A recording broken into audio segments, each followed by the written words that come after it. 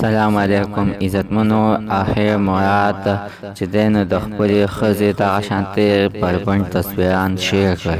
مراد چې دین د نیلم ګل خاوند دی او د نیلم ګل خراب تصویران د شانته شیر کړ. دا د نیلم ګل په خوانه پیجو په دا اغینه دا تصویران شیر شوی دی. خدا تصویران یې نه زتا ستا نشم خو ته ځکه چې ماته مناسب نه لګي. او عزتمن د دې ویډیو نمخ کې زه ته دا یادګینه کوم تاسو کو چې زمون په دې چینل کې نوی وي حتما د زمون عمدا چینل د سره سبسکرایب کړئ. خو کې اوسه د ټلې نشان او چې خای یو نوی معلوماتي ویډیو تاسو ته په اسانۍ باندې دروځي. عزتمنو غیرتمن نه د سکار کو نه د سکار کوي او نه د سکار کولای شي ځکه چې څوک د خپل خزې تصویران واخلي او بیا خلکو ته شیر کړي. عزتمنو هغه د تصویران دی ماته مناسب نه لګي چې یعنی زه تاسو ته دروخم او یا زه تاسو ته در شیر کوم. خو عزتمنو دوی د پښتنوم دی خدا سي پښتانه دي چې دلالان دي ځکه چې څوک چې خپل خزه چلوي نه هغه کسانو نام باید چې لري وګرځو ځکه چې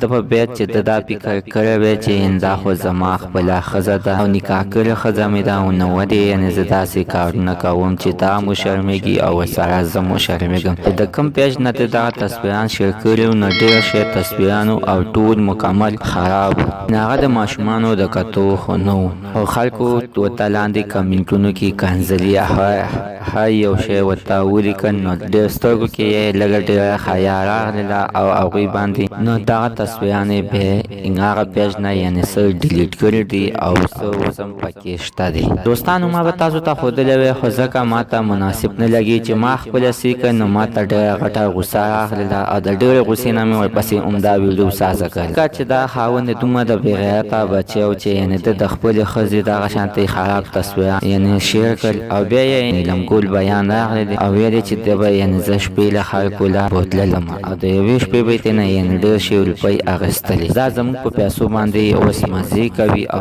چې د چا په پیسو باندې مزې کوي او د چا په پیسو باندې چې یعنې دا اوسنی واده وکړو نو هغه یوه جینۍ او هغه یوه ښځه یعنې پرېښودله او چې کومه یوه ښځه ترېنه چې پیسې ترېنه خوري او د پیسو دپاره یې ورسره واده وکړو نو هغه یوې جینۍ ته مخکې شو. نو ستاسو د نیلم ګل د دې خاوند په خاړه باندې یعنې څه خیر دی چې دا غیرتي کارونه یې کړي دي چې دې دغه شانتې د خپل یعنې دې دغه شانتې د نیلم ګل یعنې دا تصویران شیر کړي دي.